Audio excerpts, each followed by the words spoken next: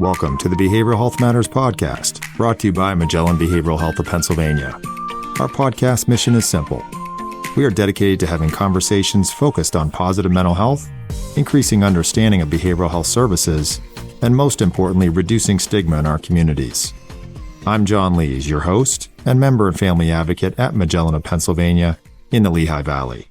On this episode, we get into the topic of teaching social emotional resiliency through the practice of mindfulness and how to bounce back from life's challenges. And we do this with our special guest, Kim Hopkins from Shanthi Project. And stay tuned until the end of this episode to learn how you can share your feedback about the podcast and suggest topics for future episodes. And now, here's my conversation with Kim Hopkins.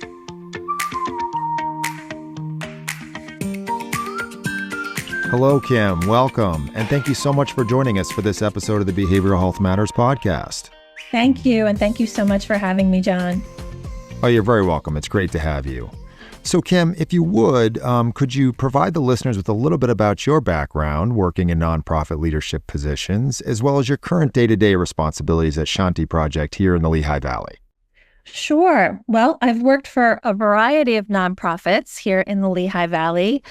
I spent some time with Big Brothers Big Sisters of the Lehigh Valley working in fundraising, then moved from there to become the first ever executive director of the Wilson Area Partners in Education Foundation for the Wilson Area School District, and then moved to Shanthi Project to be their executive director. So Shanthi Project is a nonprofit organization. We've been around for 16 years now. Our mission is to teach social emotional resiliency through the practice of mindfulness. And we serve between 5,000 and 6,000 adults and children each year throughout the Lehigh Valley. We've got school-based programs, community-based programs. We actually teach inside the Northampton County Juvenile Justice Center.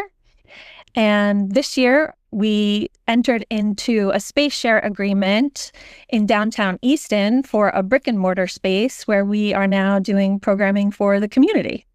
Wow. So a really big footprint and a broad scope of services, it sounds like. Absolutely. We've grown quite a bit since our inception. Well, that's great. And we're going to focus our conversation on mindfulness, but through that conversation, obviously, we'll learn a lot more about the work that's happening. To get things started, as we kind of dive into how we can bounce back from life's challenges, it would probably be helpful to define mindfulness for our audience. And if you could share maybe a little bit about how mindfulness has worked for you, with maybe an example or two of how you've incorporated it into your daily activities or weekly activities. Sure. Well, mindfulness is the practice of being present and in the moment, right here, right now, without judgment. So rather than worrying about the past or future, living in the now. And there are simple practices that can be incorporated into everyday life. For example, some of the things that help me or things that I've incorporated are typically around things that I do every day, built in as habits so that I can have a consistent practice. So, for instance, every time I brush my teeth, I am mindful about the feeling of the brush on my teeth, the taste of the toothpaste, and really think about the action while I'm in that moment. And it's training your brain, essentially. So it's little habits like that. Every time I take a bite of my first meal, I think about what it feels like in my mouth, what the taste might be, what the smell might be. Just incorporating things into what you do on a daily basis and training your brain to live in the moment and be mindful of just everyday type of experiences. It really is training your brain. Yeah, I was going to say, so it sounds like from the examples you're sharing and that kind of description that you gave of mindfulness, what it really is just a way to focus in on what's happening in the present moment and right now. And when I think about myself, and probably a lot of folks would be in the same category, it's maybe a focus on thinking less about the future and what's coming and less about what's happened in the past and really kind of what we're doing right now. Exactly. Just in that moment. People often forget to live in the present moment. Life moves quickly, and we're always thinking about what's ahead, what's behind, ruminating on the past, worrying about the future. And it's rare that people are able to really focus on the here and now. But it's a simple practice that anyone can do. And when you learn to take those moments, take a pause in your day and your everyday life, you can appreciate what the benefits of life and the beauty of life and your relationships and your experiences much more than when you're just allowing the world to control your brain and pass by so quickly. Yeah, so it really sounds like a great strategy to kind of ground oneself. And just thinking about what we're doing right now, we're having this conversation so that we can learn more and share this with others. So if we were practicing mindfulness, really would just be focusing on having the best possible conversation, being able to tell this story and not focus so much about the preparation or the future, but really just focus on the conversation and helping to tell this story. Am I thinking of it the right way? Yeah. And there's a misconception about mindfulness, I think, and confusion that people confuse mindfulness with meditation. Meditation is a mindfulness practice, and you can meditate for half an hour. You can meditate for an hour. It can be a lengthy practice, but it can also be a 10-second practice. It really depends on the person and the time they'd like to dedicate to mindfulness, but it can be integrated into your life at any time throughout the day. And now, a brief word from Magellan. When you're caring for a child with autism, it can feel overwhelming trying to sort through all the different interventions, tools, and strategies out there. Magellan Healthcare's autism experts help make the process easier. They review and curate evidence-based resources designed to support everyday life and empower parents, families, and caregivers along the way. Through the Autism Marketplace, you can explore online and tech-enabled tools that support real-world challenges, like GPS safety solutions for children with special needs, mobile training that helps reduce challenging behaviors, and practical screeners and guides for developmental differences. To learn more, visit magellanhealthcare.com/autism-marketplace. That's magellanhealthcare.com/autism-marketplace. And now, back to the show. So if we could talk about the school-based efforts first, and we know that Shanthi Project is an established agency and local authority in the trauma-informed education movement, and this is certainly a critical topic for the kids and their families here in the Lehigh Valley, but it's also a regional, national, and frankly, a worldwide concern for parents and caregivers. So it'd be great to hear what school-based mindfulness support looks like here locally. And if we could start by talking about the Calm, Kind, and Focus series in the local school districts. And if you could share with our listeners how the series works in kindergarten and what the results have been for the kids so far as they learn about using mindfulness in their lives. If we could also then kind of talk about the refresher series that has been created to support these kids as well. Sure. Well, Calm, Kind, Focused is our signature program. It's how we began in schools. It's a 16-week program. And essentially, we go into classrooms directly where the students are.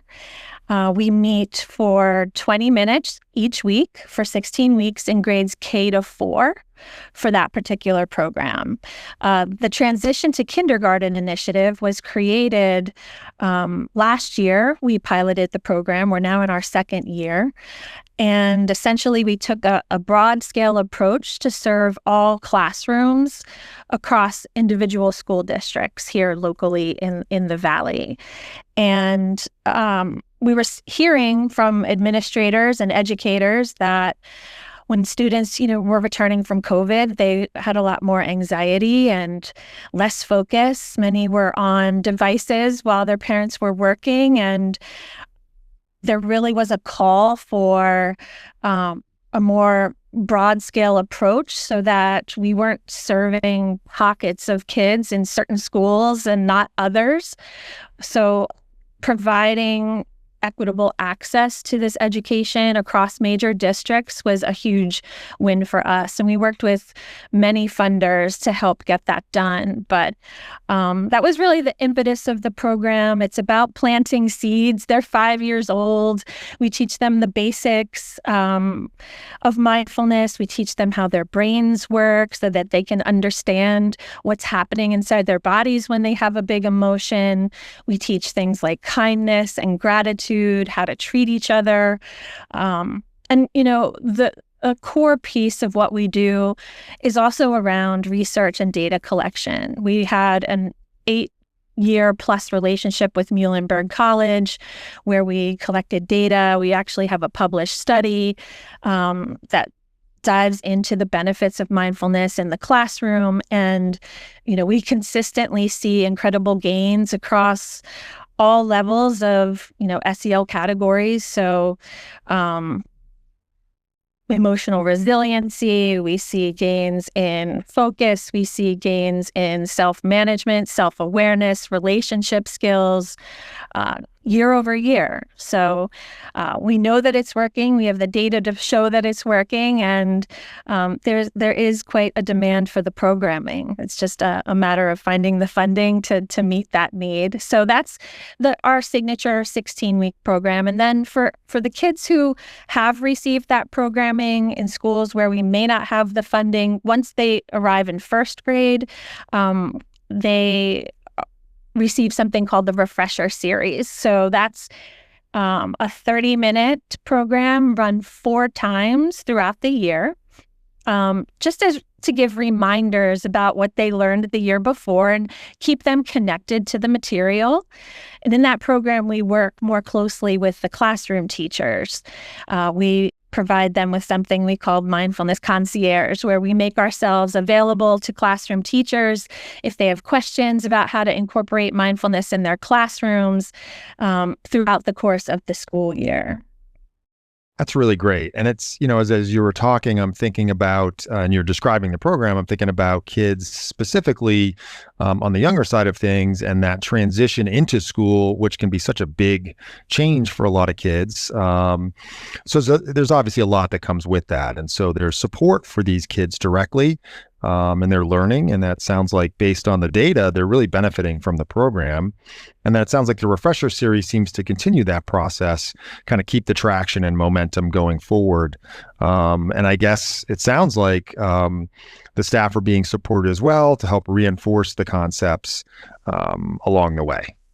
Absolutely. Yes. In fact, our published study shows that when the classroom teacher is engaged and involved in the programming, the impact skyrockets. So we are there definitely to support teachers as well. And, you brought up a good point. So much of this was about the stress that this particular initiative that children were experiencing when they returned from COVID, lacking in that socialization piece. Many, hadn't been in preschool or daycare. And so we actually had this incredible story with a student who was diagnosed with selective mutism upon returning to school and refused to speak or sit down in her classroom. And our mindfulness programming began, and she didn't speak for the first 3 lessons.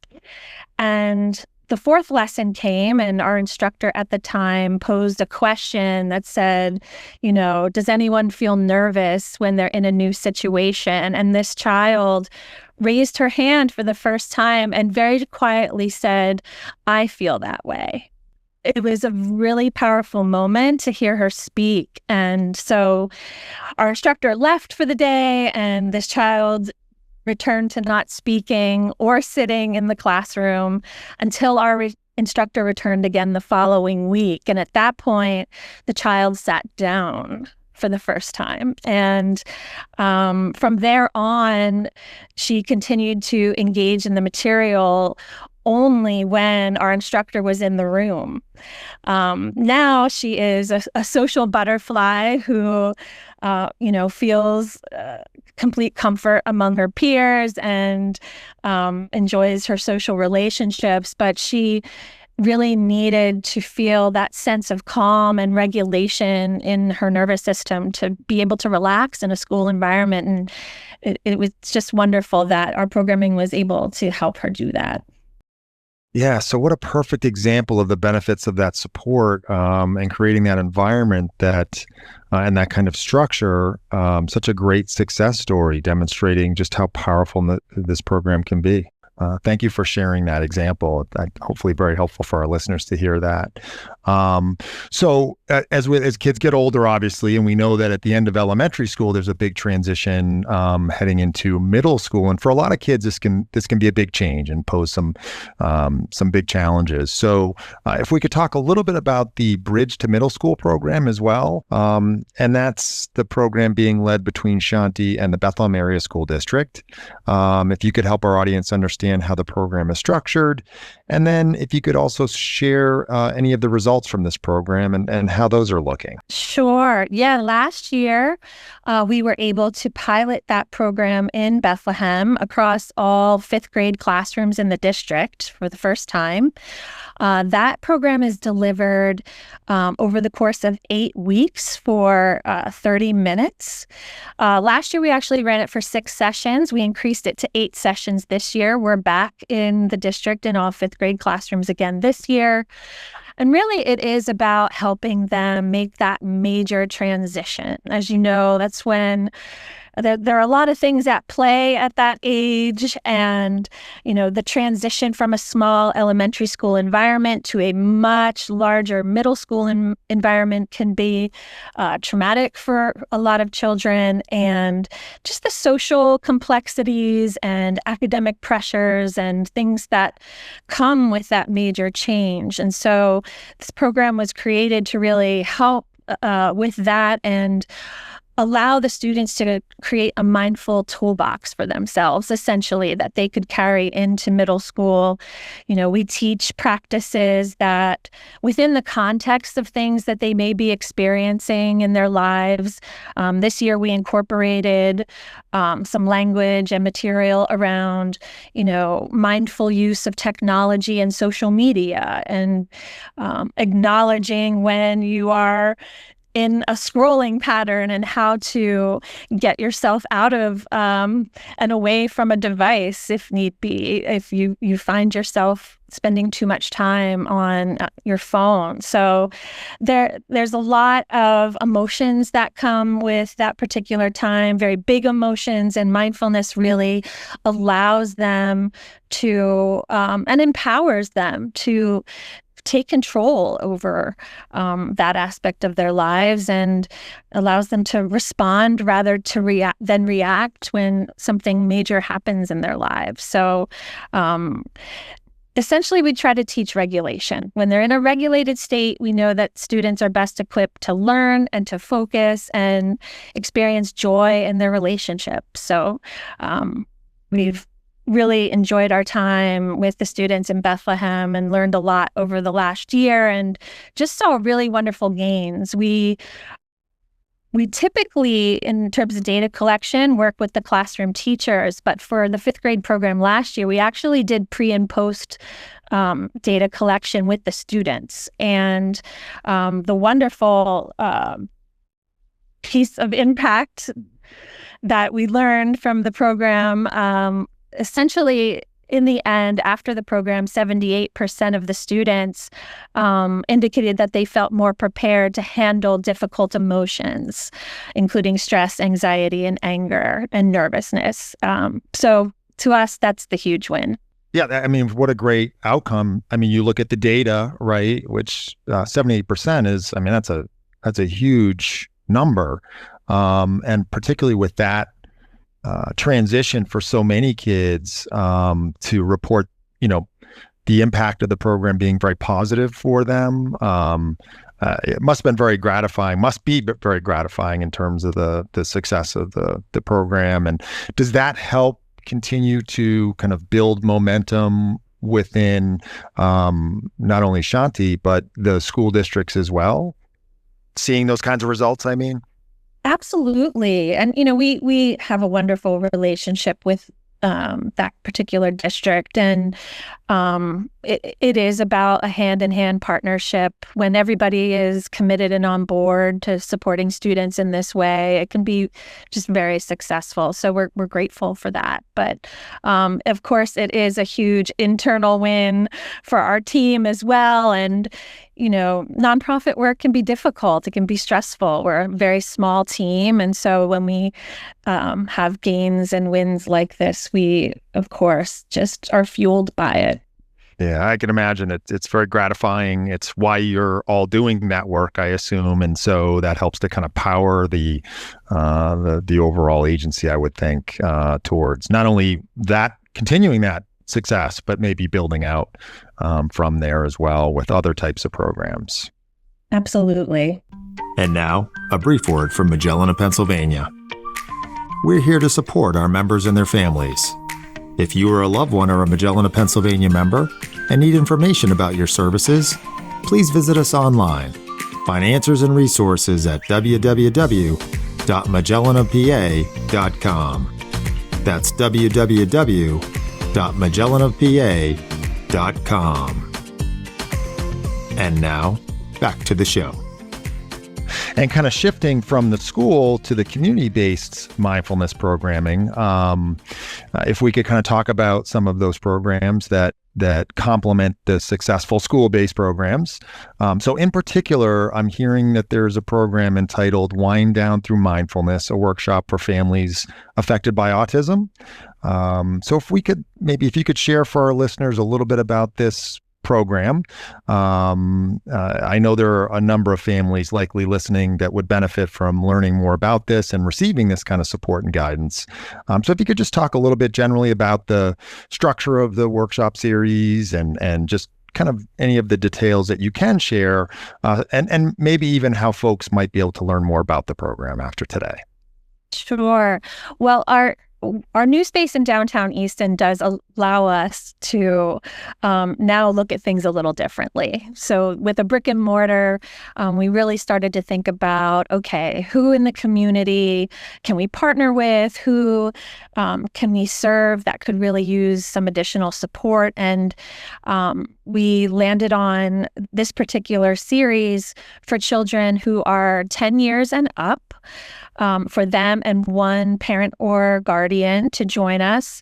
It's a series of 4 workshops, and essentially each one will have a theme, and there will be a combination of breath work and mindfulness practices combined with yoga and mindful movement, and it will end with a guided meditation so that they can wind down for the evening. They're going to be on Wednesday evenings. We're looking to start later in April of this year.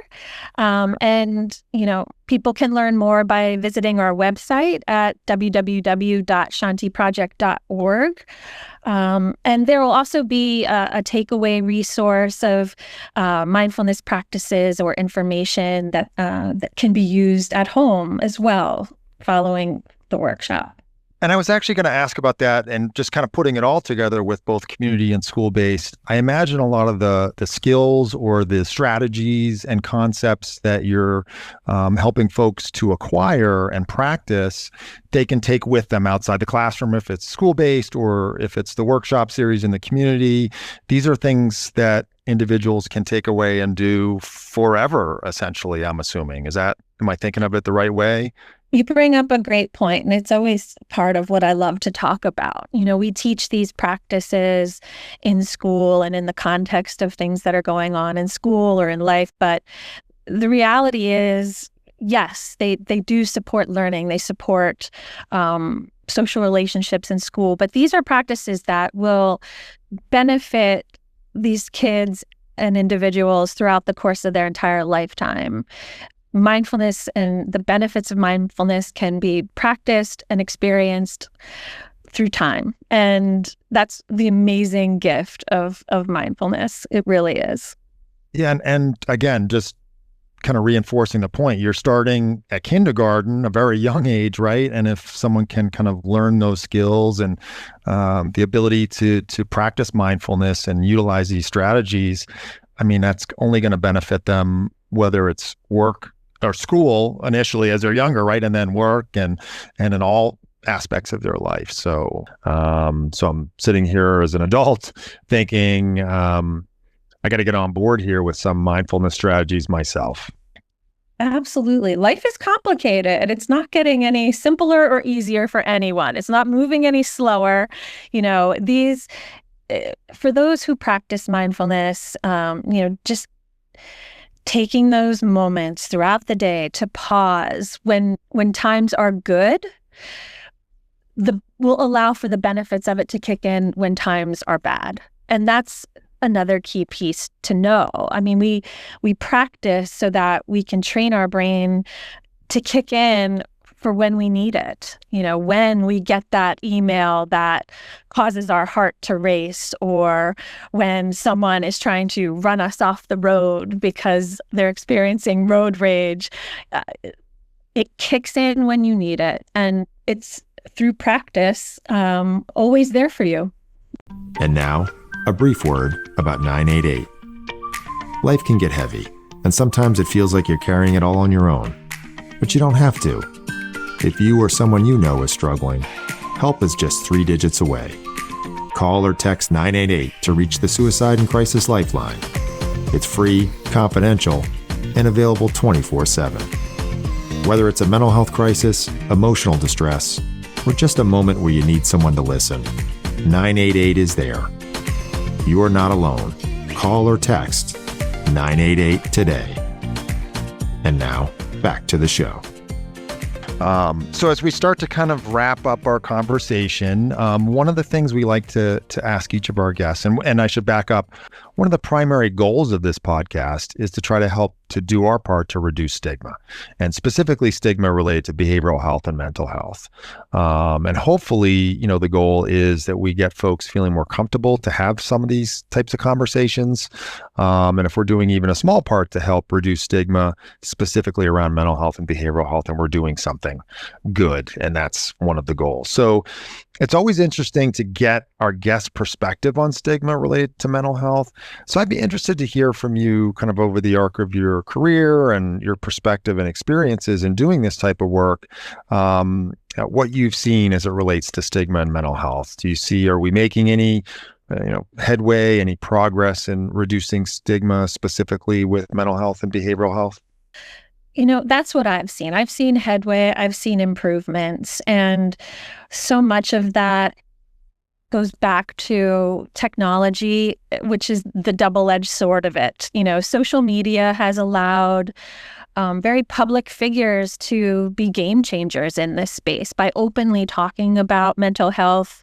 I think they've broken down a lot of barriers, especially with younger generations, and particularly Gen Z, who has really embraced talking about mental health. So because we deal so much with youth and adolescents, that's a lot of what I see and hear. I have an 18-year-old son, and, I hear talk of mental health quite a bit. I think they find it empowering to share about mental health, and for everyone to have a shared vocabulary around it and have meaningful conversations, I think are a huge win for everyone.